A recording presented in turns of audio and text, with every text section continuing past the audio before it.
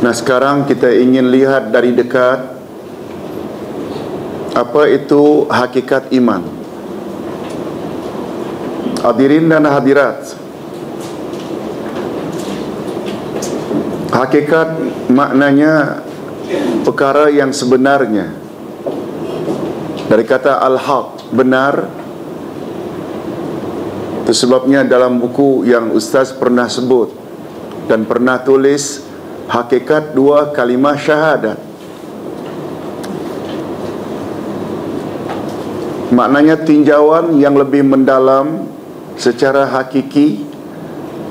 Apa itu dua kalimah syahadat? Sungguh banyak dari orang-orang kita, bila disebut dua kalimah syahadat hanya ucap.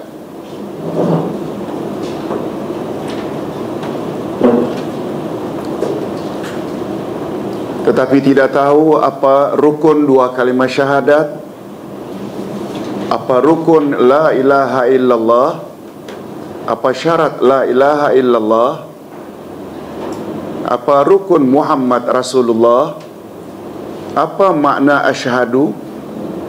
Bukan setakat aku naik saksi, tapi ada 5 lagi makna asyhadu. Apa perkara yang boleh membatalkan dua kalimah syahadat? Pembahasan itu semua dipanggil dengan hakikat dua kalimah syahadat. Sebagaimana kita sama-sama maklum, bila semua nikmat itu disenaraikan, nikmat yang paling tinggi adalah nikmatul iman.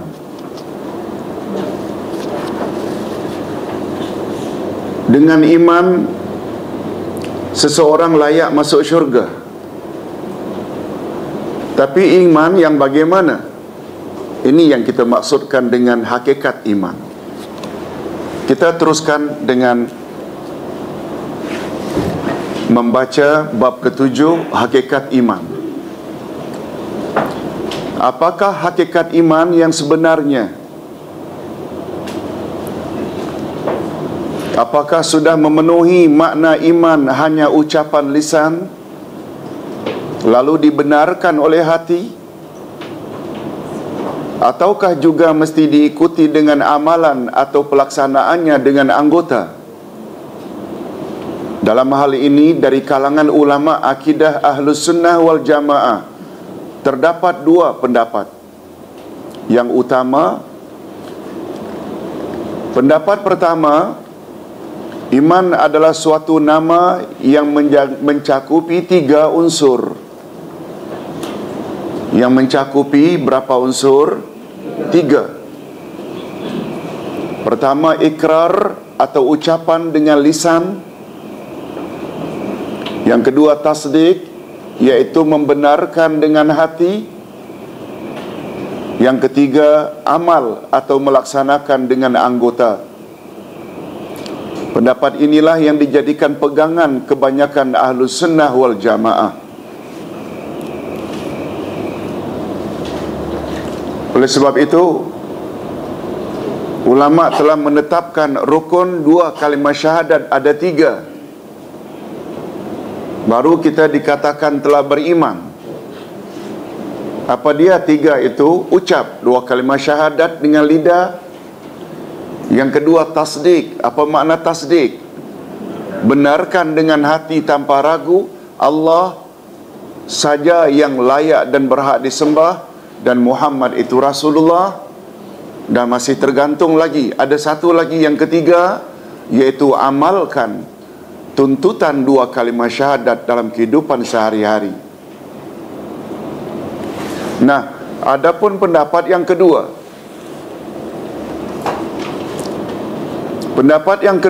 iman adalah suatu nama yang mencakupi ikrar atau ucapan dengan lisan dan tasdik atau membenarkan dengan hati. Sedangkan amal dengan anggota tidak termasuk ke dalam makna iman. Tetapi golongan yang kedua ini mengatakan mengamalkan segala syariat yang sahih datangnya dari Rasulullah sallallahu alaihi wasallam adalah wajib ke atas setiap mukmin yang sudah berikrar dengan lisan dan tasdik dengan hati tersebut. Ustaz ulang. Pendapat pertama mengatakan iman itu mesti ada berapa unsur? Pendapat pertama 3. Ikrar, ucap dengan lidah, tasdik, benarkan dengan hati, dan laksanakan dengan anggota. Inilah pendapat majoriti. Pendapat kedua mengatakan bahawa iman mengandung 2 unsur, ucap dengan lidah, ikrar dengan lisan, dan tasdik dengan hati. Pendapat kedua tidak memasukkan amal dengan anggota. Tetapi pendapat kedua menambah, adalah wajib mengamalkan syariat yang datang secara sahih dari Rasulullah sallallahu alaihi wasallam. Maknanya sama tak pendapat pertama dengan pendapat kedua? Sama tak? Ditinjau dari satu segi macam sama. Sebab walaupun pendapat kedua mengatakan iman itu ikrar dengan lisan dan benarkan dengan hati, mereka tambah wajib amalkan dengan anggota segala syariat yang datang dari Nabi Muhammad sallallahu alaihi wasallam.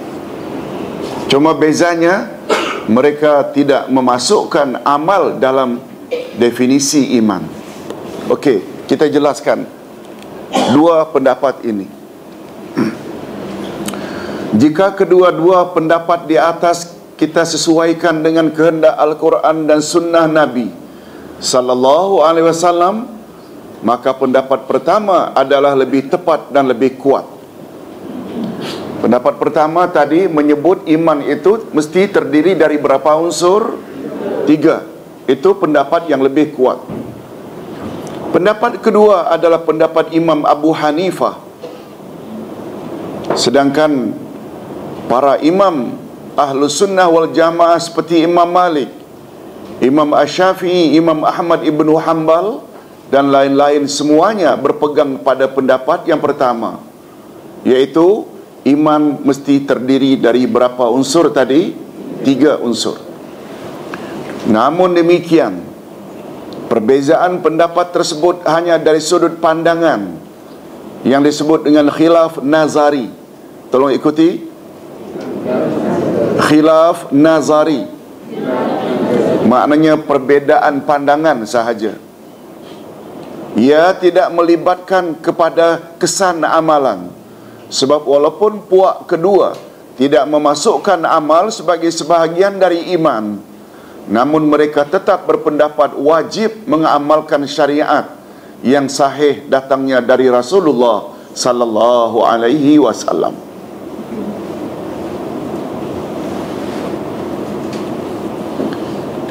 Pengarang Syarah Al-Aqidatut Tahawiyah berkata, perbezaan pendapat antara Imam Abu Hanifah yang menyokong pendapat pertama atau kedua? Imam Abu Hanifah yang kedua.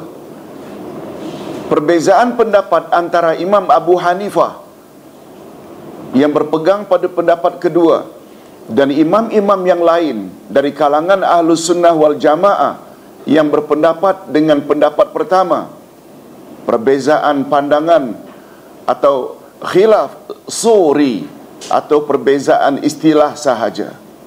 Ikhtilaf suri. Tolong ikuti. Ikhtilaf suri. Khilaf nazari. Tadi kita sebut khilaf nazari. Yang kedua ikhtilaf suri. Maknanya hampir sama, iaitu perbezaan istilah sahaja. Mereka semua sependapat tentang perlunya amalan, sebagaimana mereka juga sependapat bahawa melakukan dosa besar tidaklah mengeluarkan mereka daripada iman. Ustaz ulang. Kedua-dua pendapat tadi sepakat bahawa muslim muslimat bila melakukan dosa besar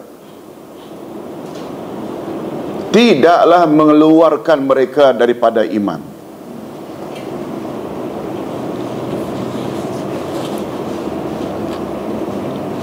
Umpamanya Muslim bila minum arak, dengan minum arak, dan minum arak itu dosa, dan dengan minum arak keluar dari iman menjadi kafir atau belum?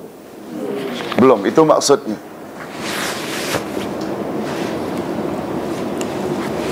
Wanita bila berzina, minta maaf, dengan berzina muslimat tersebut, dia jadi kafir, keluar dari Islam atau belum? Belum, itu maksudnya. Pendapat pertama, yang memahami iman itu ada 3 unsur. Pendapat kedua, yang mendefinisikan iman itu hanya 2 unsur. Mereka sependapat bahawa muslimat bila buat dosa tidaklah sampai mengeluarkan mereka dari iman.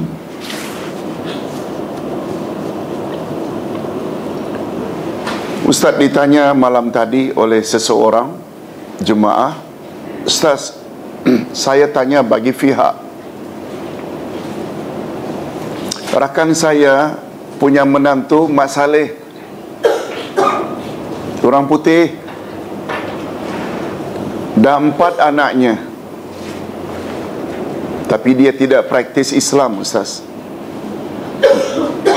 Jadi maknya perempuan, mak perempuan serba salah. Apa hukumnya pergaulan dengan suami yang tidak salat, yang seluar pendek?"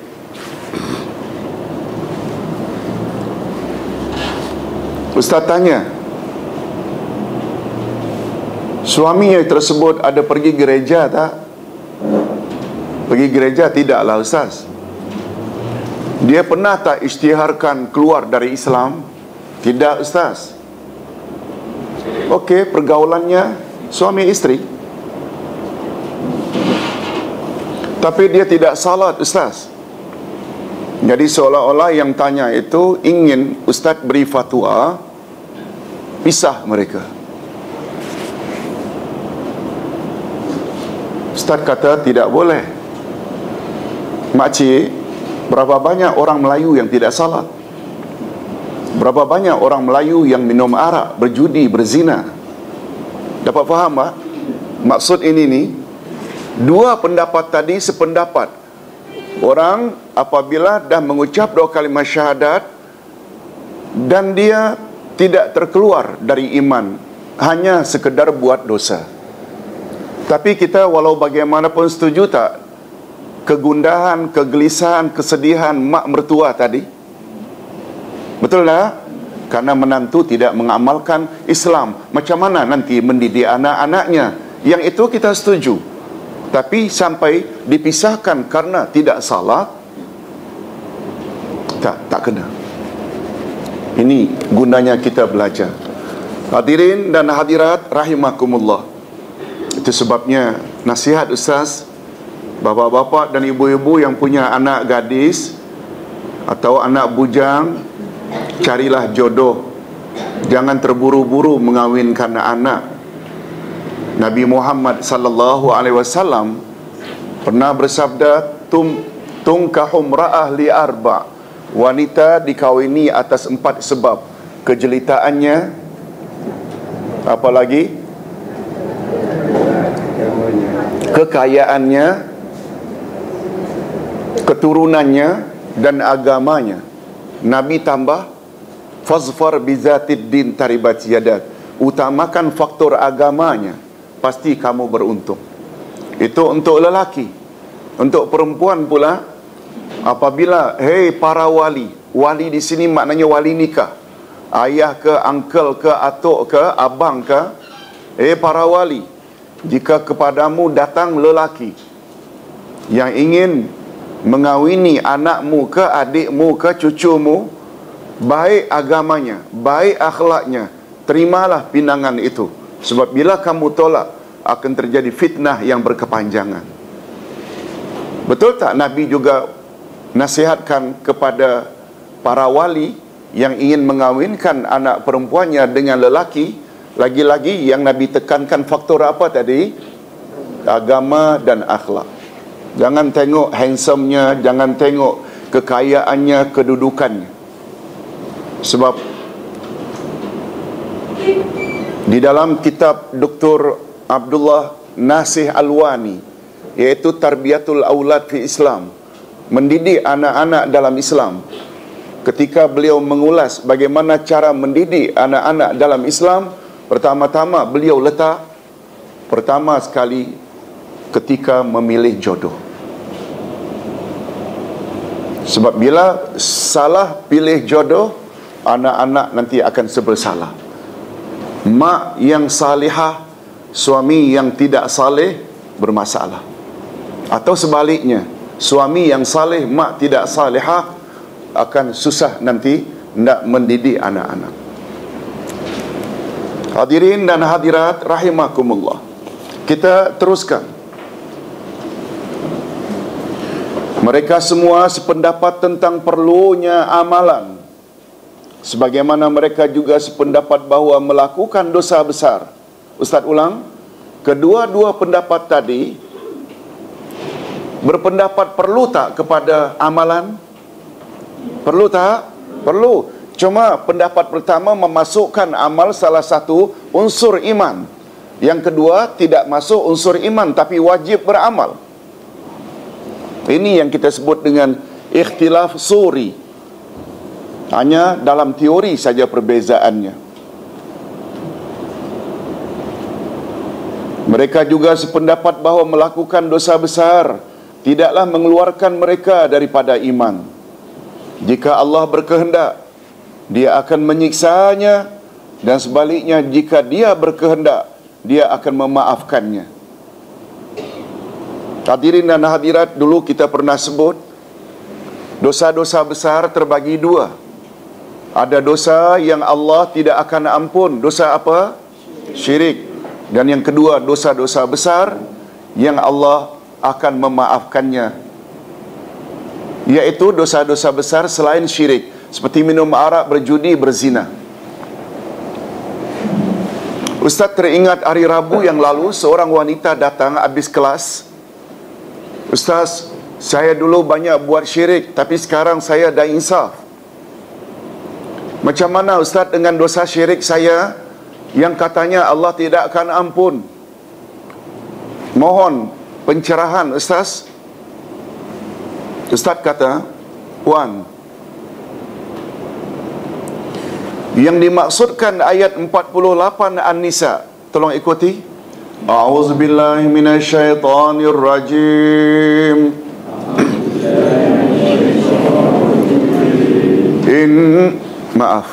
Innallaha la yaghfiru an yushraka bih wa yaghfiru ma duna zalik liman yasha. Sesungguhnya Allah tidak akan ampun dosa syirik, dan Allah akan ampun dosa selain itu bagi orang-orang yang Dia kehendaki. Betul tak dalam ayat itu Allah menyatakan Allah tidak akan ampun dosa syirik? Betul? Cuma maknanya, kata ulama tafsir, bila dia mati dalam syirik, yang dia sebelum mati tak sempat tobat daripadanya, sehingga jumpa Allah di akhirat dalam keadaan syirik, orang macam ini yang Allah tidak akan ampun. Orang inilah yang pernah disebut oleh Nabi Muhammad sallallahu alaihi wasallam. Apa kata Nabi? Setelah aku diberi izin untuk memberi syafaat, pertolongan pada umat manusia yang berdosa, dari umat sekian banyak itu, aku pilih umatku dahulu. Bapa-bapa dan ibu-ibu, kita ucap Alhamdulillah jadi umat Muhammad. Karena Nabi Muhammad sallallahu alaihi wasallam beri keutamaan, beri prioriti dari semua umat, umat Nuh, umat Ibrahim, umat Musa, umat Isa, umatnya dahulu yang dia akan beri pertolongan yang dipanggil dengan syafaat. Tapi jangan lekas gembira, hadisnya belum selesai. Dari kalangan umatku, aku saring lagi, aku tapis lagi umatku yang tidak terlibat syirik saja yang layak mendapat syafaatku.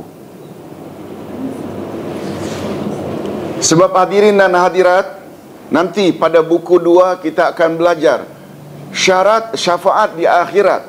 Apa makna syafaat? Pertolongan. Syaratnya baru berlaku di akhirat ada 2. Pertama, izin Allah. Yang kedua, reda Allah. Yang pertama apa? Izin Allah. Yang kedua, reda Allah.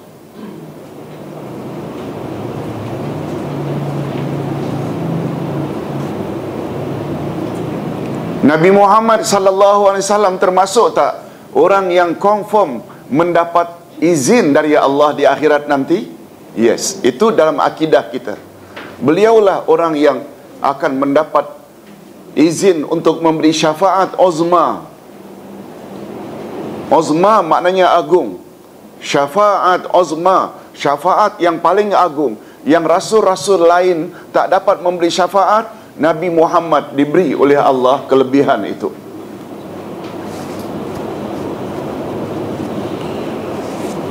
Ustaz terbaca semalam satu hadis Nabi sallallahu alaihi wasallam, riwayat Imam Muslim. Aku diberi oleh Allah 5 perkara yang Allah tidak bagi kepada umat terdahulu. Allah angkat aku menjadi rasul untuk seluruh manusia. Sedangkan umat-umat terdahulu, sedangkan rasul-rasul terdahulu Allah utus mereka hanya untuk kaum mereka saja. Betul tak? Satu dah. Tapi Nabi Muhammad untuk seluruh manusia sampai hari kiamat. Oleh sebab tu orang Melayu tak perlu ada rasul Melayu. Karut saja. Dan boleh bawa kafir bila tak percaya Muhammad sebagai last rasul. Yang kedua, dibenarkan oleh Allah aku dan umatku untuk sujud di mana saja di atas permukaan bumi. Sedangkan umat-umat terdahulu bila salat, sujud tak boleh kecuali di dalam rumah ibadat mereka. Orang Nasrani di dalam gereja dan rumah-rumah ibadat lain. Itu sebabnya bila kita dalam perjalanan jauh tidak ada tempat perhentian, boleh tak kita berhenti, pilih jalan lalu kita salat? Boleh. Itu dia kelebihan umat Muhammad. Yang ketiga, Allah halalkan bagiku dan umatku makan harta rampasan perang. Bila berperang Muslim dengan kafir, lalu ada yang dirampas, itu halal dimakan. Sedangkan umat terdahulu, bila dapat harta rampasan perang, hendaklah dibakar. Haram dimakan. Yang keempat, Allah Subhanahu wa taala beri kelebihan kepada aku dan umatku. Bila berhadapan peperangan dengan orang kafir, Allah akan masukkan rasa takut di hati orang kafir sejak jarak sebulan perjalanan. Yang penting berjuang menegakkan agama dengan ikhlas.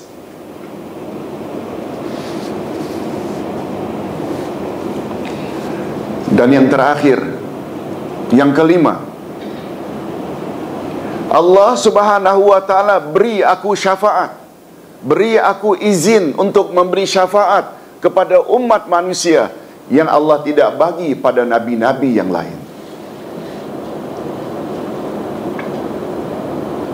Semuanya ada berapa?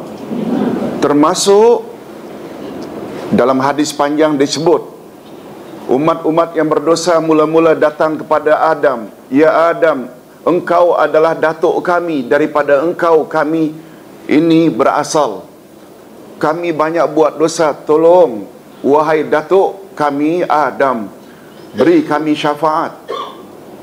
Nabi Adam jawab, aku tidak boleh beri syafaat sebab aku sendiri ada masalah. Allah pernah larang aku mendekati pokok larangan, tapi aku dekati juga. Mintalah kepada yang lain. Datang kepada Nabi Nuh, mereka ucap lagi, wahai Nuh, berilah kami syafaat. Nabi Nuh juga menjawab, aku tidak dapat memberi kamu syafaat sebab aku pernah minta supaya selamatkan anakku Kanaan yang durhaka. Dan Allah tegur, jangan engkau jadi orang yang bodoh, dia bukan anakmu lagi. Kan itu teguran Allah kepada Nuh. Datang pada Ibrahim, Ibrahim juga jawab, tak boleh sebab aku pernah berbohong ketika ada macam-macam,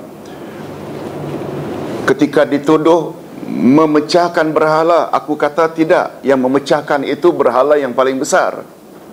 Ketika ditanya oleh Raja Mesir yang bernama Sinan, siapa wanita itu untuk menyelamatkan isteriku, aku katakan dia adalah ukhti, my sister, bukan my wife.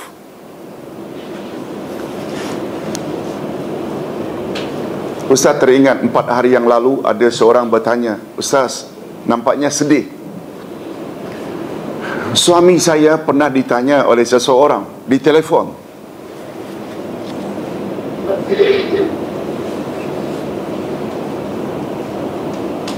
minta maklumat tentang diri saya. Lalu suami saya enggan. Ditanya tentang saya, suami saya enggan beritahu, bimbang. Lalu yang tanya melalui telefon, siapa dia dengan kamu? Dia adalah my friend. Boleh faham? Lalu isteri ini jadi bimbang. Dengan kata-kata my friend itu, jatuh talak atau tidak? Ustaz kata tidak. Ustaz bawa kisah tentang Nabi Ibrahim. Nabi Ibrahim kan duduk di Palestin dengan suami istrinya Sarah. Dan Sarah terkenal wanita yang jelita. Karena hidup mereka miskin, mereka mengadu nasib pergi ke Mesir. Mesir zaman itu diperintah oleh raja yang bernama Sinan. Dan Sinan ini satu tabiatnya yang tidak baik, sangat suka kepada isteri orang yang cantik-cantik. Dia suka isteri orang. Oleh sebab itu ketika Ibrahim sampai di Mesir, Ibrahim ditanya, siapa wanita bersamamu itu? Tujuan Ibrahim ingin menyelamatkan istrinya. Ibrahim hanya jawab, hiya ukhti, she is my sister, bukan my wife. Tujuannya untuk menyelamatkan. Sama tak dengan tujuan orang tadi? Tidak disebut isteri tapi my friend. Itu hujahnya. Maka tidak jatuh talaknya. Baik. Lalu datang pada Nabi Musa. Nabi Musa juga jawab, tak boleh sebab aku sendiri pernah buat perkara yang tidak disukai Allah. Kan Nabi pernah tinju seorang orang Qibti, akhirnya mati. Kemudian datang pada Nabi Musa. Dalam hadis sahih riwayat Imam Bukhari, tidak disebut apa alasan Isa tidak dapat memberi syafaat. Akhirnya datang pada Nabi Muhammad sallallahu alaihi wasallam dan Nabi Muhammad dapat memberi syafaat. Ini yang dipanggil dengan syafaat uzma. Tolong ulang, syafaat uzma. Syafaat agung. Ini hanya diberi kepada Nabi Muhammad sallallahu alaihi wasallam. Bapak-bapak dan ibu-ibu yang dihormati sekalian, berbalik kepada persoalan. Itu sebabnya bagus juga untuk menambah maklumat ya. Ada orang tanya semalam, Ustaz, tak tahulah saya salah dengar ke atau memang begitu, dalam salah satu radio ada wawancara, ustaz itu mengatakan bahawa Abu Talib itu tidak masuk neraka sebab beliau sejak kecil tidak pernah menyembah berhala. Ada dengar tak? Tak dengar. Ustaz jawab, statement itu kalau betul, tak betul. Kalaulah betul, tak betul. Maksudnya kalau betul, faham? Kalau betul macam itu, ustaz tu cakap, itu tak betul. Sebab Nabi Muhammad sallallahu alaihi wasallam, beliau ada namanya syafaat khasah. Syafaat khas. Ustaz ulang sekali lagi. Syarat syafaat ada berapa tadi? 2. Pertama, izin. Yang kedua, redha. Mudahnya macam ini. A, B, C. A, pihak Allah. B, pihak Nabi Muhammad. C, pihak umat. Siapa yang memerlukan pertolongan? A, B, C? C. Daripada siapa? B. B tidak boleh tolong C kecuali memenuhi 2 syarat. B mesti dapat izin dari A. Betul tak?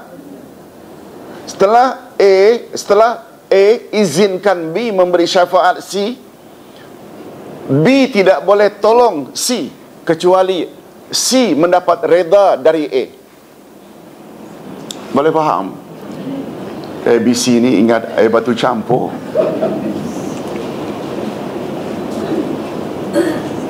Boleh faham? Kita ni C memerlukan bantuan dari B. B tidak boleh bantu kita tanpa izin dari A. Ini kita boleh lihat dalam ayatul kursi, man zallazi yashfa'u indahu illa biizni.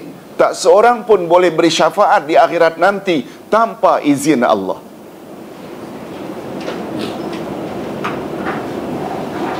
Oleh sebab itu, Nabi Muhammad sallallahu alaihi wasallam tadi sebut, apa kata Nabi?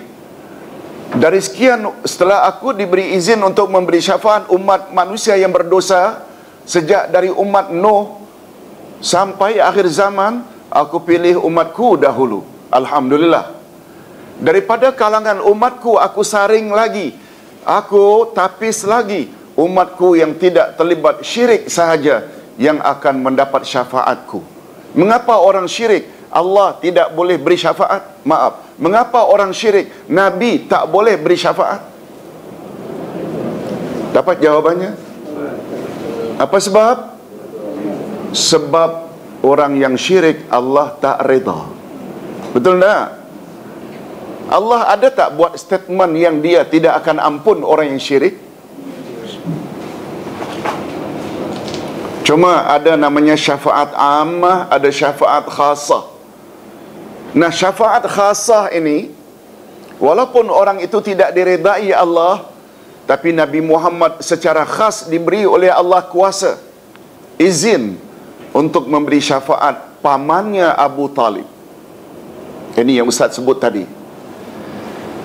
Dalam satu hadis sahih, Rasulullah sallallahu alaihi wasallam bersabda, setelah aku diberi Allah izin untuk memberi syafaat, antara lain orang yang aku beri syafaat adalah pamanku Abu Talib.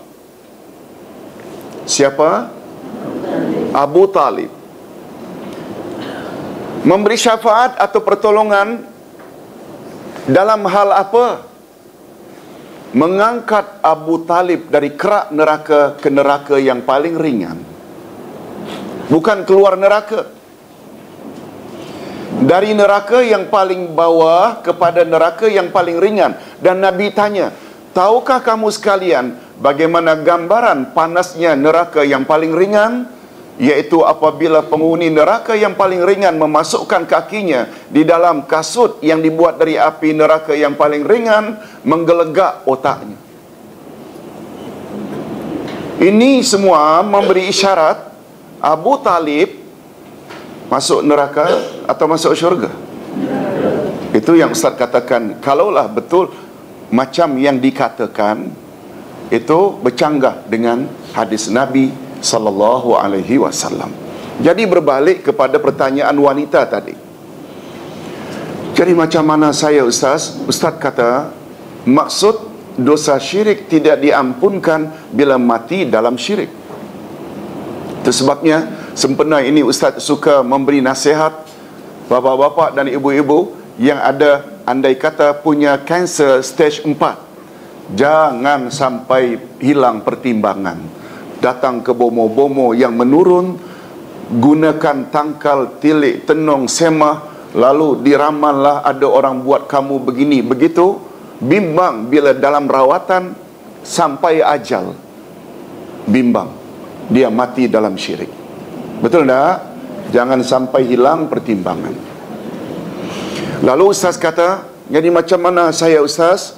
Ustaz kata, ayat 48 An-Nisa itu hendaklah dipadankan dengan ayat 53 Az-Zumar. 53 Az-Zumar. Tolong ikuti. Qul ya ibadiyallazina Qul ya ibadiyallazina asrafu ala anfusihim la taqnatu min rahmatillah innallaha yaghfiruz dzunuba jami'a. Katakan hai Muhammad, hai hamba-hambaku yang bergelumang dengan maksiat, janganlah kamu putus asa akan rahmat Allah. Jangan fras. Jangan putus asa akan rahmat Allah. Setelah orang yang banyak buat dosa dilarang oleh Allah putus asa, lalu Allah sebut sebabnya. Tolong ulang sekali lagi. Innallaha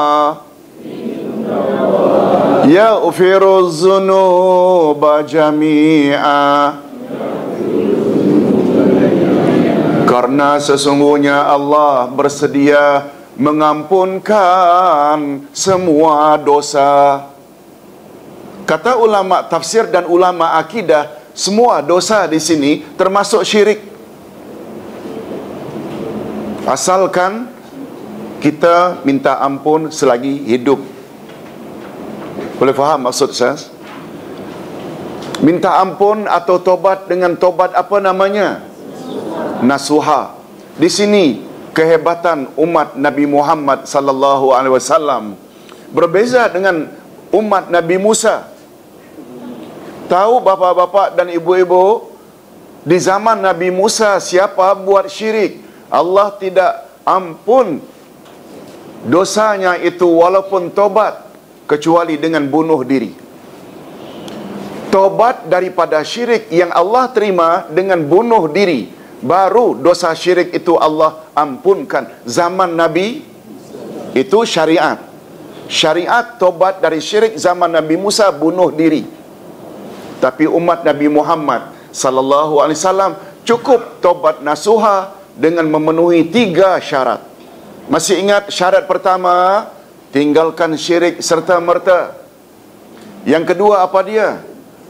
Sesal, menyesali karena dulu jahil, ikut nafsu. Dan yang ketiga apa dia? Azam, tekad yang kuat dan berjanji tidak akan ulang lagi. Jangan bunuh diri.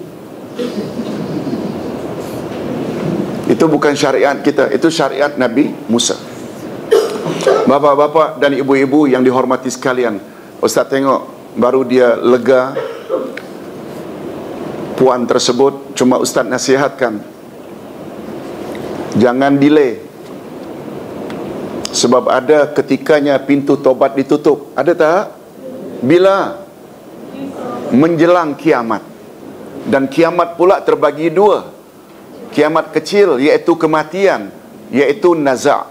Tolong ikuti hadis sahih riwayat Imam Bukhari. Innallaha yaqbalu taubatal abdi ma lam yatagharghar. Sesungguhnya Allah menerima tobat hamba-hambanya selagi belum sampai ke peringkat naza'. Itu menjelang kiamat kecil. Dan menjelang kiamat besar, yaitu apabila matahari terbit dari sebelah barat, menandakan kiamat sudah sangat hampir. Oleh sebab itu hadirin dan hadirat, karena kita boleh dicabut nyawa bila-bila masa, segera minta ampun kepada Allah Azza wa Jalla. Dan Ustaz ada sebut di antara doa yang sangat bagus. Coba lihat muka surat yang terakhir 282 sebelum sumber rujukan buku ini. Doa yang diajar oleh Nabi sallallahu alaihi wasallam. Hadis riwayat Imam Ahmad dengan sanad yang baik. Allahumma inna na'udzubika min an nusyrika bika syai'an na'lamu wa nastaghfiruka lima la na'lamu. Ya Allah, ya Tuhan kami, sesungguhnya kami berlindung kepadamu daripada mempersekutukan Engkau dengan sesuatu yang kami ketahui, dan kami memohon ampunanmu terhadap syirik yang kami tidak ketahui. InsyaAllah, kata ulama, bila doa ini kita ulang, kita baca dengan memenuhi berapa syarat tobat tadi? 3. Allah akan ganti dengan kebaikan untuk kita.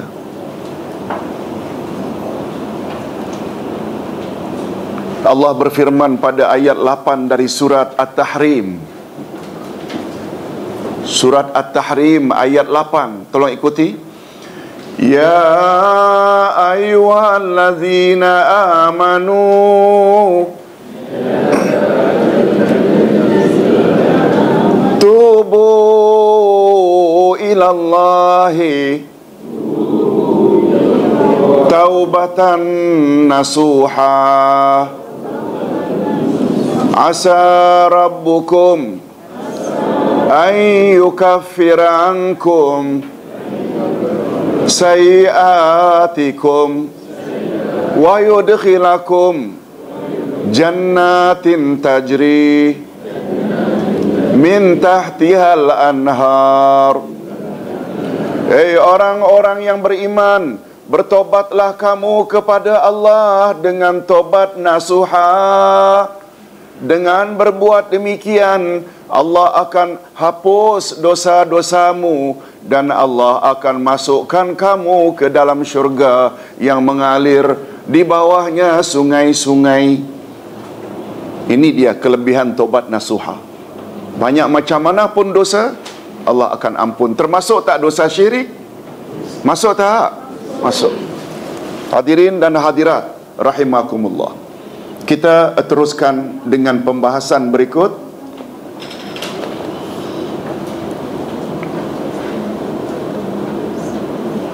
Sebabnya ialah, Ustaz ulang, mereka semua sependapat tentang perlunya amalan sebagaimana mereka juga sependapat bahawa melakukan dosa besar tidaklah mengeluarkan mereka daripada iman. Jika Allah berkehendak, Dia akan menyiksanya, dan sebaliknya, jika Dia berkehendak, Dia akan memaafkannya. Sebabnya ialah, bagi puak yang mengatakan bahawa amalan anggota termasuk daripada iman, mereka tidak menyamakan kedudukan amal anggota seperti kedudukan ikrar dengan lisan dan tasdik dengan hati. Ini perlu penjelasan. Pendapat yang pertama tadi mengatakan hakikat iman itu mesti ada berapa unsur? 3. Pertama, ikrar dengan lisan. Yang kedua, tasdik dengan hati. Yang ketiga, amal dengan anggota. Bila ditanya, Ustaz, pendapat yang pertama ini, apa pasal bila orang tak mengamalkan kewajiban, mereka tidak keluar dari iman? Padahal amal itu salah satu unsur yang 3. Betul tak? Jawabnya, pendapat yang pertama walaupun mengamalkan suruhan agama salah satu daripada 3 unsur, mereka tidak mengamalkan dengan anggota dengan ikrar dengan lisan dan tasdik dengan hati. Maksudnya, bila seseorang enggan mengucap 2 kalimah syahadat dengan lisan, dia belum lagi Islam. Boleh faham?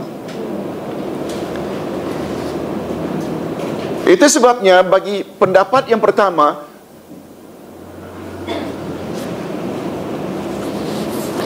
seseorang yang apabila sudah mengucap 2 kalimah syahadat,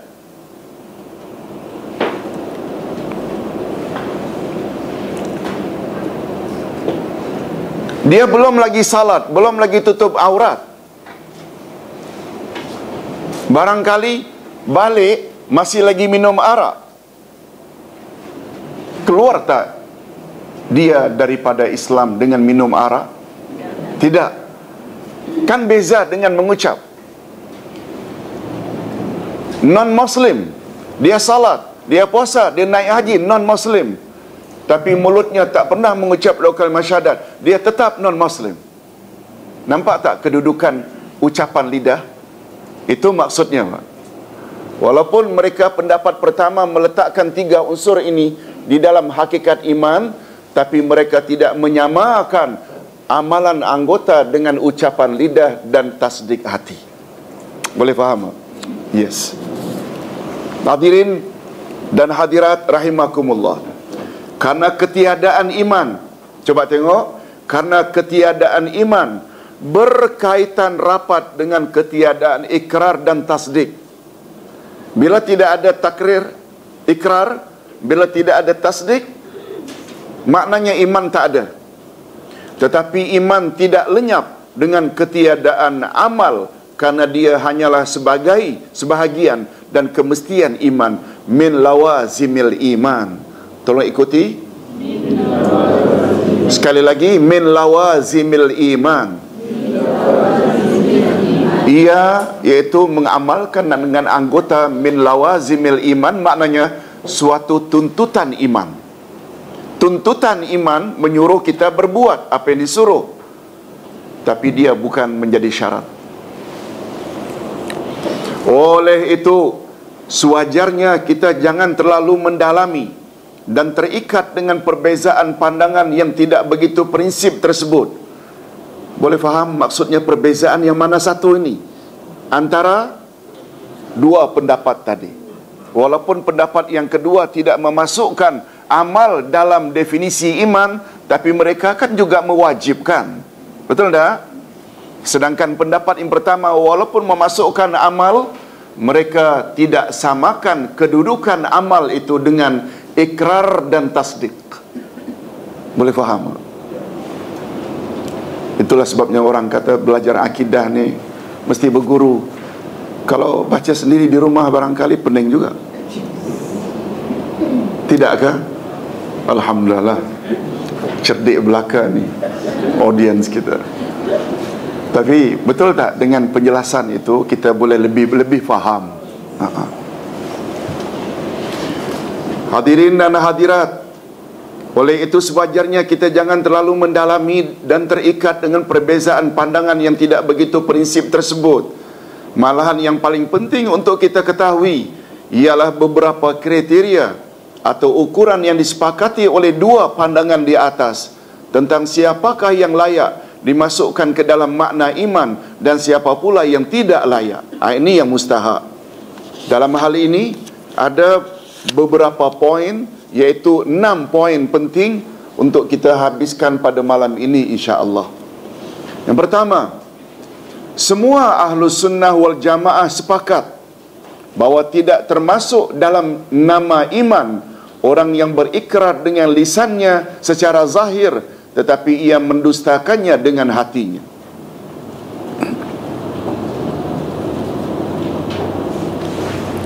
Bila disebut semua Ahlus Sunnah sepakat, maknanya kedua-dua pendapat tadi, mereka tidak memasukkan dalam nama iman orang yang berikrar dengan lisannya secara zahir, tetapi ia mendustakannya dengan hatinya.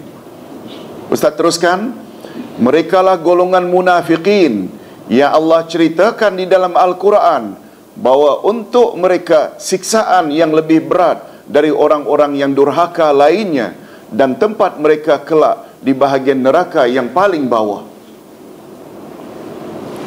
Hadirin dan hadirat, bila seseorang ucap la ilaha illallah Muhammadar Rasulullah,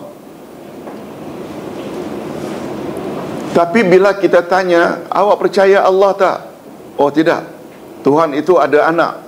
Awak percaya tak Muhammad itu Rasulullah? Tidak, Nabi Muhammad bukan Rasul terakhir.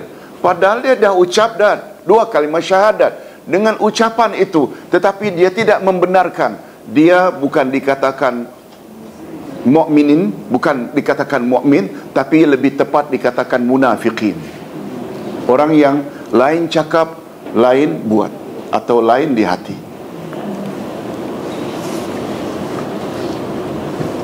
Yang kedua, mereka juga sepakat bahawa pengakuan atau pengetahuan makrifat dengan hati saja tidak mencukupi untuk mendapati iman. Dengan hanya ilmu makrifat tidak cukup untuk mendapati iman. Makrifat dengan hati mestilah diikuti dengan ikrar lisan. Yang pertama tadi, perasan tak? Ikrar saja tanpa tasdik. Betul tak, Pak? Yang kedua, tasdik dengan hati tanpa ikrar lisan juga tidak ada gunanya. Karena, nih dalilnya, karena Fir'aun dan kaumnya juga mengetahui akan kebenaran Nabi Musa dan Nabi Harun, tetapi mereka tetap kufur. Allah Subhanahu wa ta'ala menjelaskan hakikat ini. Tolong ikuti. Qala laqad alimta ma anzala haula'i illa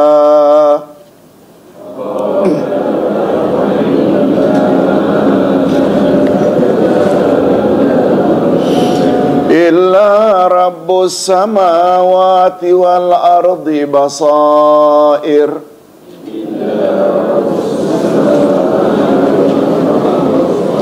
Wa inni la azunnuka ya Fir'aunu masbura.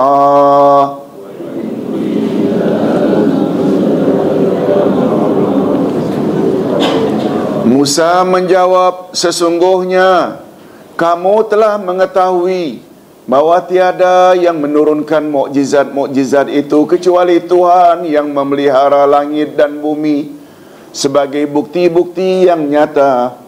Dan sesungguhnya aku mengira kamu, hai Fir'aun, seorang yang akan binasa.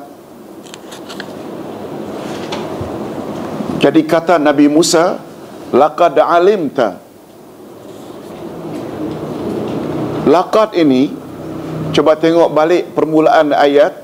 Qala, telah berkata dia. Siapa dia? Nabi Musa. Laqad, dalam kaedah bahasa Arab, bila ada lam, ada qad, dua-dua menunjukkan takkid. Takkid maknanya confirm. La, sungguh-sungguh. Qad, sungguh-sungguh. 2 kali sungguh-sungguh. Alimta, kamu telah mengetahui. Kamu di sini siapa? Fir'aun. Laqad alimta, sungguh-sungguh kamu telah mengetahui, hei Fir'aun, ma anzala haula, tidaklah yang menurunkan mukjizat-mukjizat seperti tongkat dan lain-lain kecuali Allah. Maknanya Fir'aun ada knowledge tak? Ada ilmu, ada ma'rifat. Tapi sayangnya ma'rifat itu tidak disebutnya dengan mengucap aku beriman kepada Musa. Nah, hadirin dan hadirat, Fir'aun ada ucap tak percaya pada Tuhan Musa? Ada tak? Ada atau tak ada? Lah, khilaf ulama. Yang betul ada, tapi ucapannya itu sudah terlambat. Masih ingat? Ketika laut yang tadi jalan jadi cantumkan balik oleh Allah jadi laut, Fir'aun dah mula minum air laut merah seteguk dua teguk. Ketika itu dia membuat pengisytiharan, oh Tuhan, sekarang aku percaya dengan Tuhan Musa. Allah kata dah terlambat. Ini yang tadi yang kita sebut, Allah menerima taubat hambanya selagi sebelum nazar. Betul tak? Taubatnya itu dah terpaksa. Itu yang kita kata tak ada guna. Jangan sampai terlambat. Semasa dia sehat, dia enggan ucap. Nah, ini bukti. Allah berfirman tentang sikap ahli kitab terhadap Nabi Muhammad sallallahu alaihi wasallam. Hadirin dan hadirat, orang kafir sebelum datang Nabi Muhammad sallallahu alaihi wasallam terbagi berapa? 2 atau 3? 2. Iaitu kafir, pertama kafir zimmi. Itu dari tinjau dari sudut lain, yang boleh diperangi atau tak boleh diperangi. Ada harbi, ada zimmi. Tapi dari sudut orang kafir dapat kitab dari langit dengan yang tidak dapat kitab dari langit, terbagi 2 juga. Yang pertama namanya kafir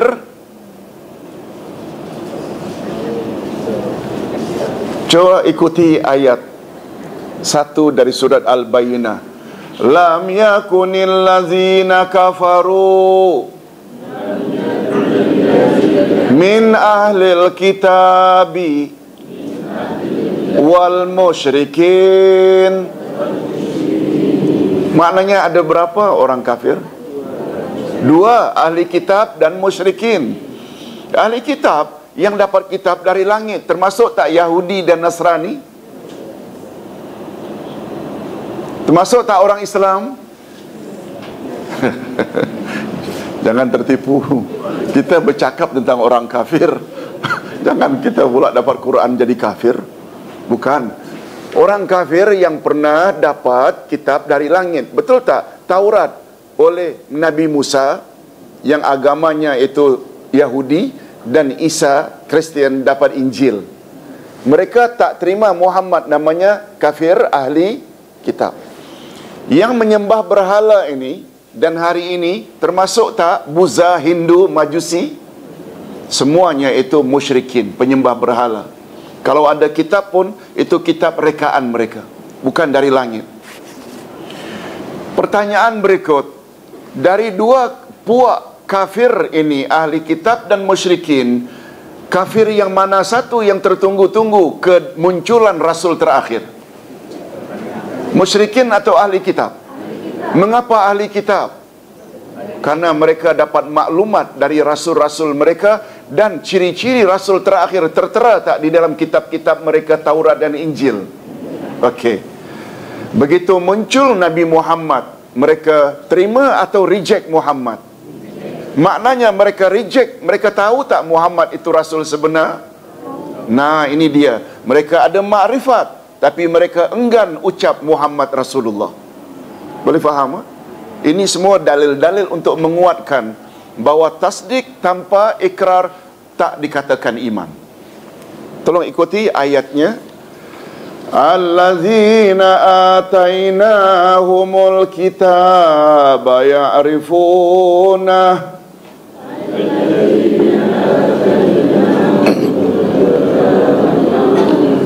ya'rifunahu kama ya'rifuna abna'ahum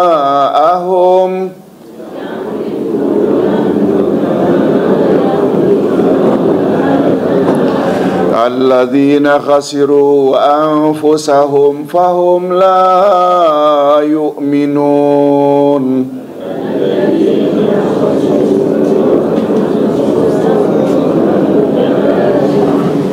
Orang-orang yang telah kami berikan kitab kepadanya, mereka mengenalinya Muhammad seperti mereka mengenali anak-anak mereka sendiri. Orang-orang yang merugikan dirinya, mereka itu tidak beriman kepada Allah. Ni ayat ini menguatkan lagi. Hanya sekedar ada ilmu tapi tidak ikrar. Kalau Ustaz boleh buat contoh hari ini, termasuk tak setengah para orientalis? Faham makna orientalis? Dalam bahasa Arab disebut dengan mustasyriqun.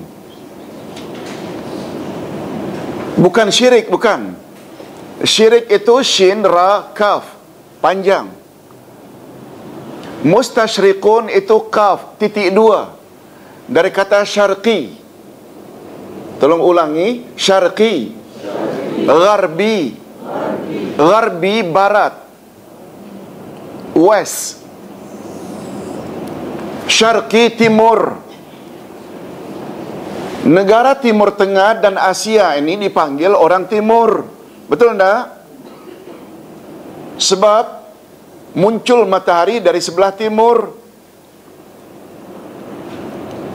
Gharbi itu sebabnya mengapa dipanggil salat maghrib.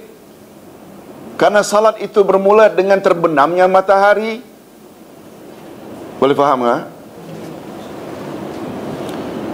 Jadi orang-orang yang pakar dalam hal-hal ketimuran dipanggil mustasyriqun. Itulah dia orientalis. Kalau tak salah oriental pun membawa makna itu. Betul tak? Yes. Terjemahannya oriental. Dia pakar tentang Islam. Dia karang buku-buku tentang Islam. Knowledge-nya banyak, tapi dia tidak masuk Islam. Ada guna tak? Tak ada guna. Itu contoh lagi. Bapak-bapak dan ibu-ibu yang dihormati sekalian, bahkan iblis juga mempunyai makrifat atau mengetahui tentang Tuhannya, tetapi ia justru pemimpin dari semua orang-orang kafir. Nah, berikutnya kesepakatan Ahlus Sunnah yang ketiga. Mereka sepakat bahawa mukmin yang digolongkan sebagai ahli kiblat tidak kekal di dalam neraka. Orang beriman dari ahli kiblat maknanya orang Islam. Bila disebut ahli kiblat, mereka adalah Islam. Mereka tidak akan kekal di dalam neraka. Mereka mestilah orang yang beriktikad atau yakin dengan Islam, dengan iktikad yang putus atau penuh tanpa sedikit pun, dan diikuti dengan tanpa ragu sedikit pun, dan diikuti dengan mengucapkan dua kalimat syahadat. Andai kata ia tidak andai kata ia tidak memenuhi dua unsur ini. Dua unsur apa tadi? Masih ingat? Ikrar dengan lidah dan tasdik dengan hati, atau i'tiqad dengan hati. Orang macam itu kalaupun masuk neraka disebabkan dosa-dosa lain, dia akan kekal atau dia akan keluar juga? Akan keluar juga. Itu maksudnya. Di sini menunjukkan bahawa dua unsur tadi memang sangat penting. Ikrar dengan lidah, benarkan dengan hati. Andai kata ia tidak memenuhi dua unsur ini, maka ia pada asalnya atau prinsipnya tidak termasuk di dalam ahli kiblat, kecuali bagi orang yang tidak mampu bertutur seperti bisu atau sebab-sebab tertentu. Orang bisu, dia tidak mampu bertutur, dia dikecualikan.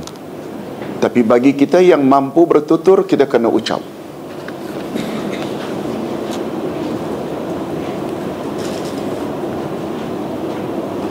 Itu sebabnya hadirin dan hadirat, andai kata kita senantiasa diawasi oleh orang kafir untuk dibunuh bila mengucap, kita boleh tak mengucap secara perlahan?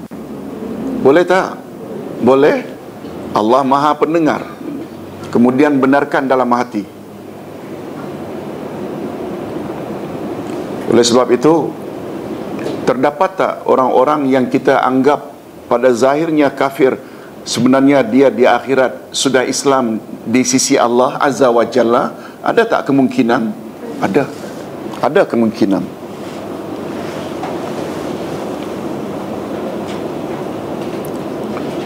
apa yang terjadi dan menimpa orang yang sangat penting di Britain karena punya boyfriend orang Islam. Akhirnya dia mati, dibunuh. Kononnya karena accident. Ada tak kemungkinan yang Diana ini, ada tak kemungkinan, ini Ustaz tak sebut ya, ada tak kemungkinan dia itu Islam sebenarnya di sisi Allah? Ada kemungkinan yang barangkali karena bimbang nanti putra mahkota ini ibunya orang Islam, bahaya untuk Britain. Betul tak? Ini kita tak kata putus ya, kebarangkalian itu ada. Itu sebabnya Ustaz layari 2 hari yang lalu tentang Mike Tyson, tentang Michael Jackson, tentang, betul tak? Ada di dalam internet semua disebut tentang mereka pergi ke Mekah, tentang statement-statement mereka. Masya Allah. Kita doakan semua mereka mudah-mudahan mendapat tempat yang baik di sisi Allah. Dan kalaupun ada kekurangan dan dosa-dosa di sana sini, Allah maafkan. Amin ya Rabbal Alamin. Hadirin dan hadirat rahimakumullah. Yang keempat, mereka juga sepakat bahawa seseorang yang sudah berikrar dengan lisannya dan tasdik dengan hatinya, tetapi ia enggan beramal dengan anggotanya, maka ia adalah termasuk ke dalam golongan mukminin yang melakukan maksiat terhadap Allah dan Rasulnya, dan ia layak mendapat ancaman siksaan daripada Allah sebagaimana yang dijelaskannya di dalam kitabnya dan hadisnya. Namun demikian, dengan tidak mengamalkan suruhan agama, mereka terkeluar tak daripada iman? Nah, kita dah sebut tadi, tidak terkeluar daripada iman.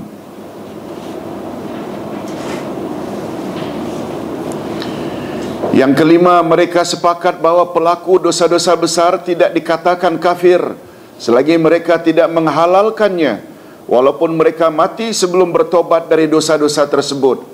Majoriti ulama Ahlus Sunnah wal Jamaah, walaupun mereka memasukkan amalan dengan anggota sebagai salah daripada iman, sebahagian daripada iman, namun mereka tetap tidak mengkafirkan orang yang sudah berikrar dengan lisan dan tasdik dengan hati, andai kata ia tidak beramal. Sedangkan Imam Abu Hanifah, walaupun beliau tidak memasukkan amalan dengan anggota sebahagian daripada iman, namun beliau tetap memandang bahawa amalan sebagai kemestian atau tuntutan iman. Tapi mereka semua sepakat bahawa tidak kafir jika meninggalkan amalan.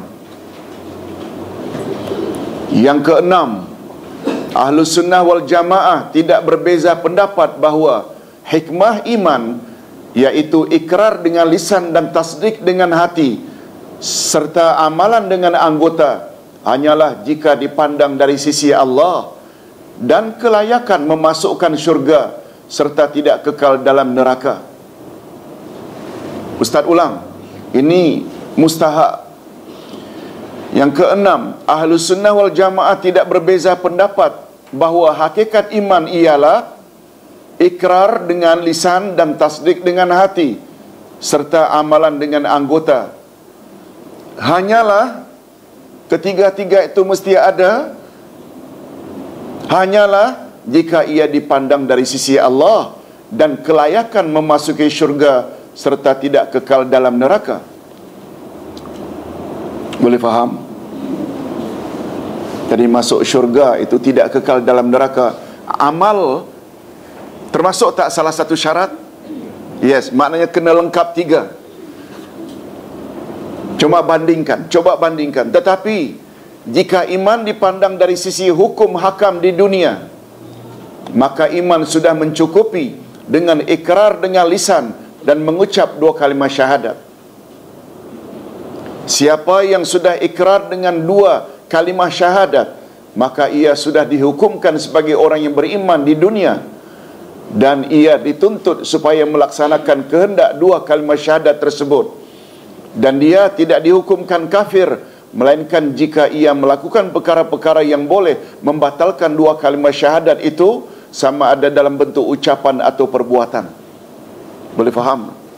Atau belum? Perlu penjelasan sikit? untuk melayakkan masuk syurga, atau kalaupun masuk neraka tidak kekal dalam neraka, orang tersebut mesti buat ketiga-tiganya. Ikrar dengan lidah, tasdik dengan hati, laksanakan dengan anggota, untuk melayakkan masuk syurga dan tidak kekal dalam neraka. Kalau masuk neraka pun tidak abadi.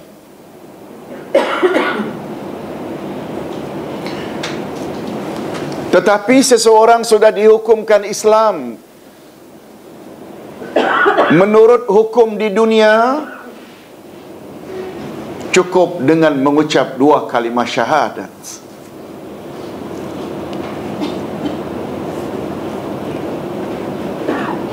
Kalau dia tidak amalkan, tidak praktis Islam,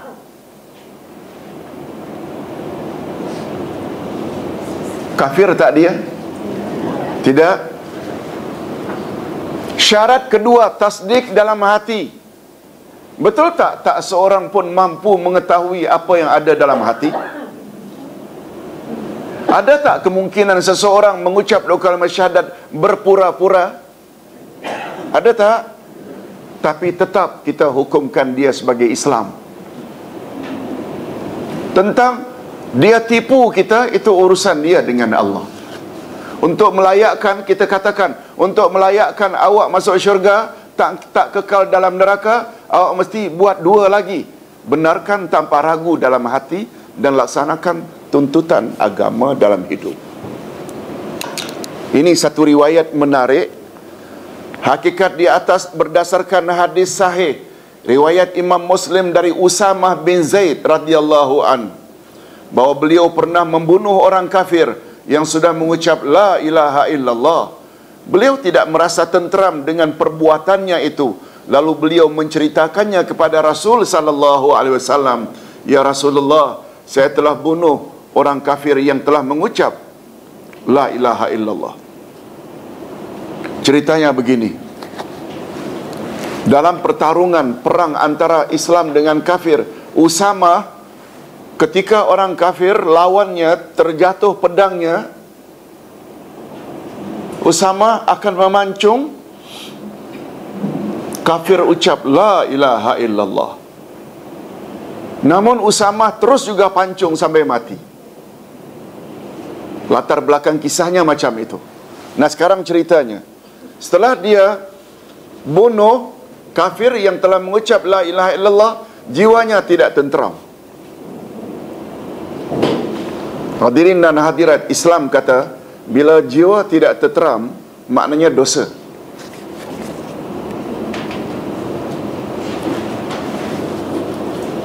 Nabi SAW bersabda,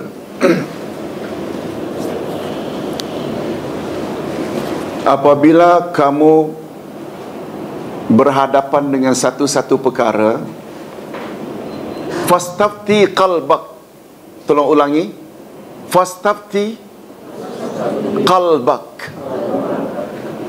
Fastafti maknanya minta fatwa lah. Qalbak, pada hatimu. Kaf besar ya, yang ada titik. Bukan kalbak. Kalau kalbak itu minta fatwa lah kepada anjingmu. Kalbun itu yang kaf, itu bahasa Arab. Di situ kita perlu tak kepada makhraj? Belajar makhraj ini perlu. Kalbak, hatimu. Kalbak, anjingmu. Dekat sangat. Jangan sampai minta fatwa pada anjing pula nanti. Fastafti qalbak. Bila kamu dalam keadaan serba salah, minta fatwalah kepada hatimu. Apa kata Nabi? Memberi panduan. Bila hatimu terasa tenteram, tenang, nah itu maknanya okey lah itu. Tapi bila hatimu gelisah, itu maknanya dosa lah itu. Tapi ibu-ibu dan bapa sekalian, Ustaz ingin ingatkan, komen ulama hadis itu hanya untuk orang yang bertakwa. Para penyangak minta fatwa lah pada hati, tenteram terus. Betul tak? Orang banyak buat dosa, tak ada knowledge tentang Islam, tenteram terus. Ini nih, orang yang takwa macam Usamah ini, dia gelisah. Betul tak tidak tindakan aku ni bunuh orang yang mengucap 2 kalimah atau la ilaha illallah. Coba tengok apa kata Nabi. Tolong ikuti. Aqala la ilaha illallah wa qatalta. Qala ya Rasulullah, innama qalaha khawfan minas silah. Qala afala syaqaqta an qalbi hatta ta'lama aqalaha am la. Fama zala qalaha hatta tamannaitu anni aslamtu yawma id. Apa kata Nabi? Adakah ia mengucap la ilaha illallah lalu kamu bunuh dia? Dengan nada marah Nabi tanya, dia dah ucap la ilaha illallah, kamu bunuh dia? Usamah menjawab, cuba tak membela diri. Ya Rasulullah, ia mengucapkannya karena takut pada senjataku. Senjata sudah diunus. Dia tahu la ilaha illallah orang mesti tak akan bunuh. Jadi Usamah menyangka, boleh tak dengan kata lain buruk sangka? Apa kata Nabi? Lalu Rasulullah bersabda, adakah engkau buka hatinya sehingga kamu tahu adakah ia mengucapkannya dengan ikhlas atau tidak? Hal syaqaqta an qalbi, apakah kau buka hatinya sehingga engkau tahu bahawa ucapannya itu palsu belaka? Berkata Usamah, Rasul sallallahu alaihi wasallam terus mengulangi sabdanya itu beberapa kali sehingga aku bercita-cita kalaulah aku memeluk Islam pada hari itu. Maknanya nampak betul bodohku. Rasulullah sampai marah macam itu. Sabda Rasul sallallahu alaihi wasallam, adakah kamu buka hatinya di atas, menunjukkan bahawa kita hanya dibenarkan atau dibebankan oleh Allah untuk mengamalkan dan menilai sesuatu berdasarkan yang zahir sahaja dan apa yang diucapkan oleh lisan. Betul tak?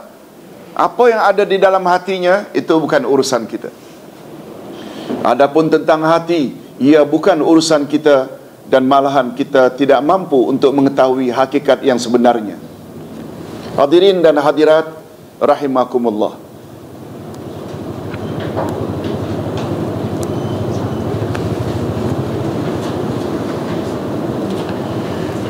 Boleh kita sambung lagi, Pak? Atau sudah di sini? Ada soalan, betul Pak. Ustaz lupa tadi ada soalan. Kalau kita sambung jadi panjang lagi. Ustaz, ada apa-apa soalan secara live?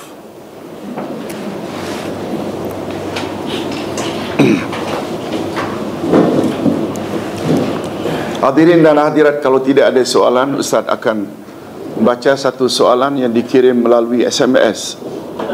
Ya, silakan.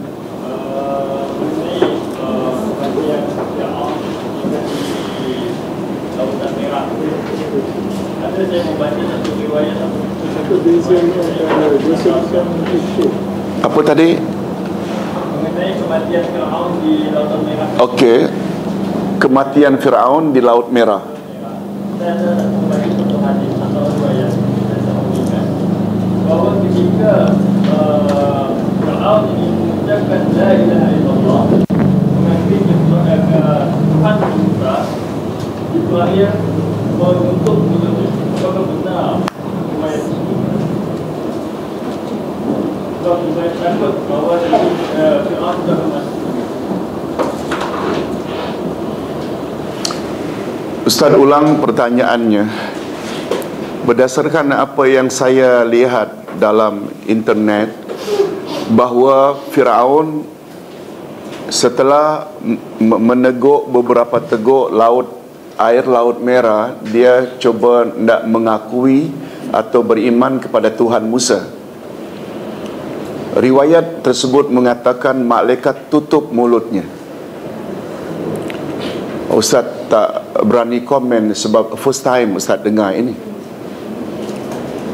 Tapi bagi kita cukuplah bila last minute baru nak tobat, tobatnya pun tak akan diterima oleh Allah walaupun dia ucap dengan begitu sempurna. Betul tak? Bagi kita tak mustahak. Adapun tentang betul ke malaikat tutup, Ustaz kira macam tak logik. Andai kata diucap pun sudah tak ada gunanya lagi sebab pintu tobat dah ditutup. Wallahu a'lam. Ya Pak, cukup dosa besar. Bagaimana kita nak bezakan dosa besar dan dosa kecil? Okey, Ustaz, ada beza tak dosa besar dengan dosa kecil?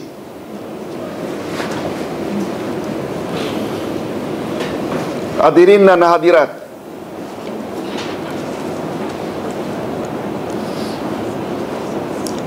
dosa terbagi dua, besar dan kecil. Di antara perbezaan dosa besar, dosa kecil,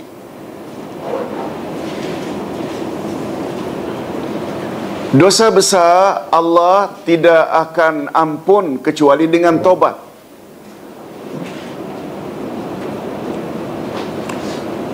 Di antara dosa besar yang paling besar, pertama syirik. Termasuk tak? Itu nombor satu. Sihir, membunuh, minum arak, berjudi, berzina, mencuri. Semua itu adalah dosa-dosa besar. Dia ada 7 dosa besar utama. Setengah ulama kata 70, dengan menggabungkan dengan hadis-hadis yang lain. Dosa kecil, dosa yang dapat dihapuskan dengan amalan, amal-amal saleh.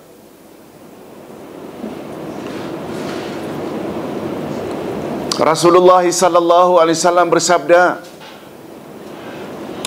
apabila kamu beruduk, kamu basuh tanganmu hingga pergelangan, maka berjatuhanlah dosa-dosa yang dibuat oleh tanganmu sebagaimana jatuhnya air tersebut.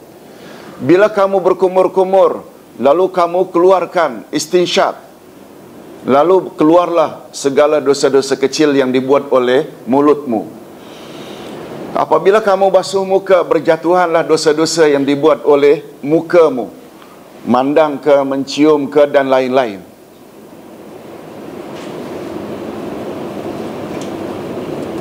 Apabila kamu memasuh tangan sampai kepada kaki, itu semuanya sepakat para ulama mengatakan yang boleh terhapus dengan sendirinya bila kita buat amal saleh, dosa-dosa kecil sahaja. Seperti umpamanya baru-baru ini kita puasa Arafah. Nabi ada tak sebut fadilat puasa Arafah? Allah hapuskan dosanya selama 2 tahun, setahun berlalu dan setahun akan datang. Semua itu terbatas pada dosa-dosa kecil. Rasul juga bersabda, siapa yang mengamalkan subhanallah 33, alhamdulillah 33, Allahu akbar 33 dan yang ke-100-nya la ilaha illallah wahdahu la syarikalah hingga akhir, maka Allah hapus dosanya walaupun sebanyak buih di atas laut. Lagi-lagi terbatas pada dosa-dosa kecil sahaja. Dosa besar tidak. Dia mesti tobat, dan tobatnya pula mesti memenuhi berapa syarat?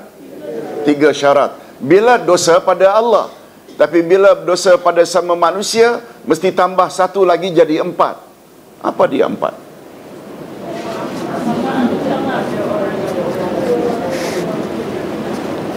Pertama sekali, mengembalikan hak orang lain.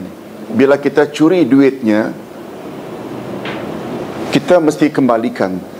Bila tak mampu mengembalikan karena sudah habis dibelanja, kena datang minta maaf. Itu syaratnya. Jadi 4. Begitu Pak, lebih kurang. Hadirin dan hadirat rahimakumullah, apa yang ditanya melalui SMS,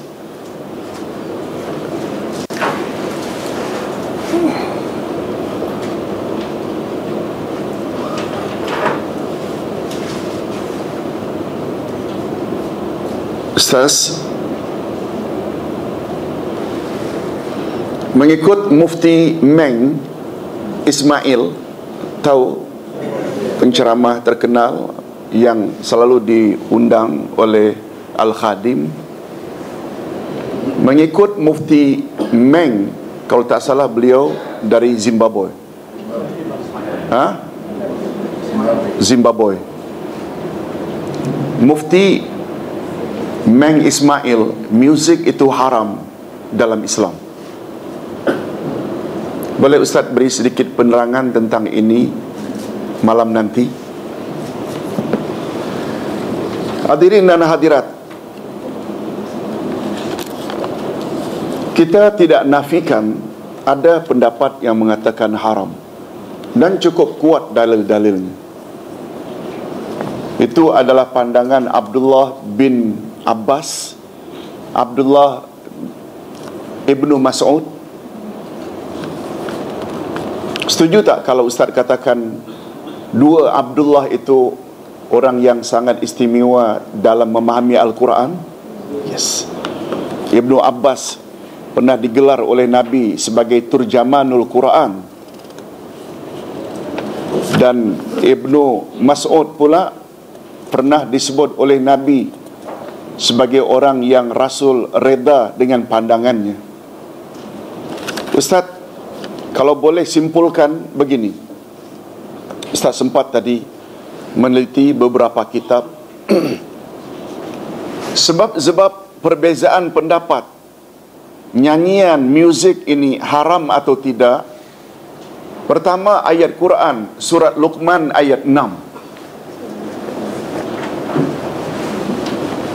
Tolong ikuti. Wa minan nasi may yashri lahwal hadith liyudilla an sabilillah bighairi ilm wa yattakhidhaha huzwa ulaika lahum azabum muhin. Surat Luqman ayat berapa? 6. Dan di antara manusia ada orang yang mempergunakan perkataan yang tak berguna untuk menyesatkan manusia dari jalan Allah tanpa pengetahuan, dan menjadikan jalan Allah itu olok-olokan. Mereka itu akan memperoleh azab yang menghinakan. Okey, terjemahan ayat macam itu. Menggunakan perkataan yang tidak berguna. Ada manusia yang menggunakan perkataan yang tak berguna, lahwal hadis. Inilah yang ditafsirkan oleh Ibnu Abbas dan Ibnu Mas'ud sebagai ghina, iaitu nyanyian. Hadirin dan hadirat, tafsir Quran yang paling tinggi bila Quran tafsir Quran. Masih ingat? Yang kedua, bila ayat Quran ditafsirkan oleh hadis Nabi. Yang ketiga, kekuatan tafsir itu bila ditafsirkan oleh aqwalus sahabah, pendapat-pendapat sahabat. Abdullah bin Mas'ud, Abdullah bin Abbas termasuk 10 orang yang paling pakar terhadap Al-Quran. Mereka yang mengartikan lahwal hadis, perkataan tak berguna itu, dengan nyanyian. Sebab turun ayat ini, tahu tak? Nabi membuat ceramah di suatu tempat. Lalu ada orang-orang yang tidak senang. Mereka panggil artis-artis, penyanyi-penyanyi yang hebat-hebat buat berdekatan dengan ceramah Nabi. Samalah hari ini. Betul tak? Setengah-setengah kadang-kadang bila ada ceramah, dia ganggu dengan konsert sebelahnya. Sebenarnya duplikat saja. Itu Abu Jahal dah buat dulunya. Itu sejarahnya mengapa ayat ini turun. Puak-puak yang tak suka pada Nabi buat mughaniyat, penyanyi-penyanyi dengan muziknya dibuat berdekatan sehingga orang tak boleh dengar lagi ceramah Nabi. Allahu Akbar. Di sini lebihnya kita belajar Quran. Oh, kita dulu sudah ada rupanya macam itu. Dulu dah ada. Ini sebenarnya meneruskan saja. Hadirin dan hadirat rahimakumullah. Yang kedua, hadis Nabi di mana Nabi Muhammad sallallahu alaihi wasallam melarang menjual dan membeli mughaniyat, iaitu penyanyi-penyanyi, dan haram makan harta hasil dari nyanyian. Itu hujah-hujah yang mengatakan nyanyian, muzik ini haram.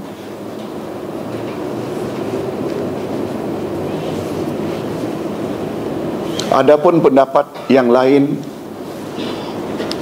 ulama kontemporari hari ini, Yusuf Al-Qaradawi, di antara yang menyatakan tidak haram.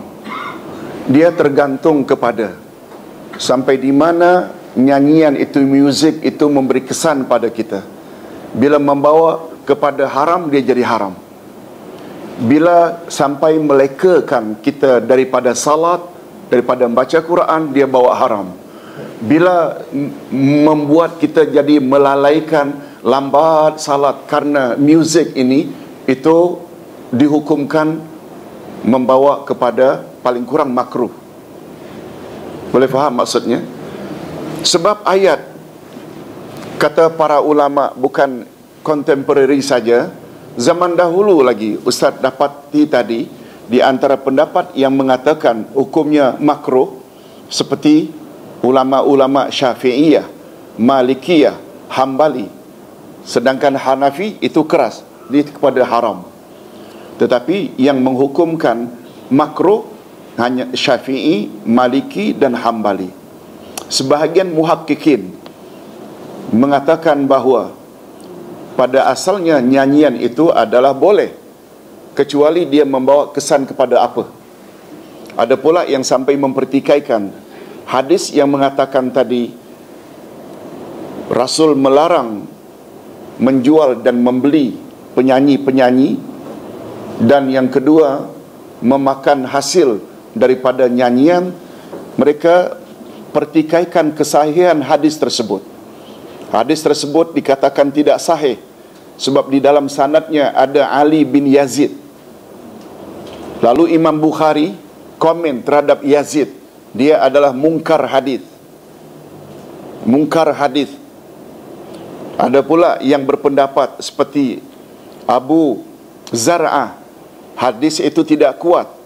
Nasai pula berkata dia tidak thiqah, tidak kuat, tidak dapat dipercayai.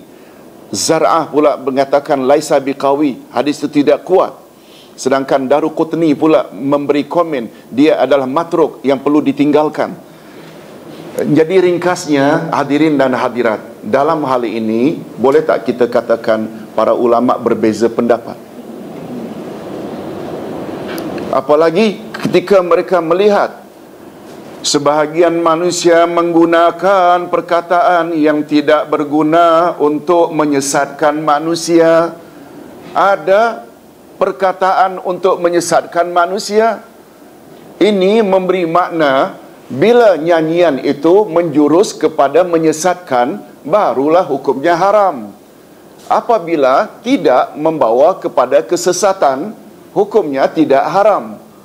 Oleh sebab itu ada yang mengatakan boleh, ada yang mengatakan makruh. Namun demikian kita perlu juga lihat dari sudut lain. Sudut lain apa dia? Nyanyian sajakah dengan tambah muzik, atau nyanyian saja tanpa muzik? Itu lain lagi pembahasannya. Bagi yang menambah dengan muzik, nah ada pula tambahan hadis-hadis lain yang mengatakan bahawa muzik itu adalah seruling syaitan. Pokoknya, kalau Ustaz bolehlah simpulkan, nak mengatakan haram langsung pun kita tak boleh. Nak mengatakan boleh langsung juga tak boleh. Oleh sebab itu, memang paling baik kita tinggalkan. Tetapi andai kata kita tidak berhibur, sebab pada prinsipnya Islam satu agama yang ambil berat tak tentang fitrah manusia. Itu dia satu. Ambil berat tak? Islam sangat larang sesuatu yang bertentangan dengan fitrah. Fitrah semula jadi manusia perlu tak kepada, suka tak kepada berhibur?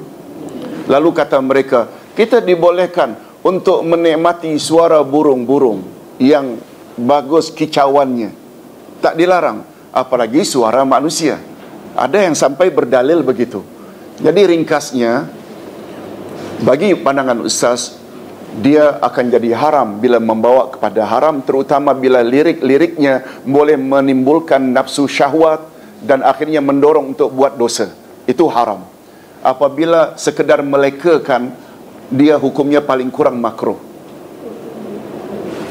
Sebab Nabi Muhammad sallallahu alaihi wasallam pernah di rumahnya Aisyah panggil dua orang hamba perempuan menyanyi. Rasulullah berbaring di samping Aisyah. Datang Abu Bakar. Begitu datang saja, Aisyah sambil dibentak, engkau adakan seruling syaitan di rumah Rasulullah? Apa kata Rasulullah? Ya Abu Bakar, da'huma li'anna liqaumin 'id, hadza 'iduna. Wahai Abu Bakar, biarkan dia menyanyi. Sebab setiap kaum ada hari raya, dan ini adalah hari raya kita. Kita tidak berhibur. Boleh faham? Jadi bila kita combinekan nas-nas ini, akhirnya pandangan yang lunak bila membawa pada haram jadi haram. Bukanlah maknanya setiap dengar itu langsung haram. Tidak. Dia membawa kepada melambatkan, melekakan, paling kurang jadi makruh. Sekedar kita nyanyi-nyanyi dalam bilik air, takkan haram pula. Betul tak? Macam itulah lebih kurang yang Ustaz tahu. Wallahu a'lam. Ustaz tertarik dengan kata-kata salafus salih. Tolong ikuti. Malam ya'rif, malam ya'rif, malam ya'rif ikhtilaf al-fuqaha falaisa bifaqih. Barang siapa yang tidak tahu perbezaan pandangan para fuqaha, dia bukan orang yang faqih, dia bukan orang yang pakar fiqh. Boleh faham maksudnya? Perbezaan pandangan dalam Islam perkara biasa, betul tak? Cuma kita kenalah pilih mana yang lebih kuat pandangannya atau dalilnya. Ustaz ulang sekali lagi. Di zaman Rasulullah ada tak perbezaan pandangan? Ada tak? Habis zuhur Nabi suruh pada sahabat pergi ke Bani Quraizah. Bani Quraizah ini iaitu kubu Yahudi di Madinah.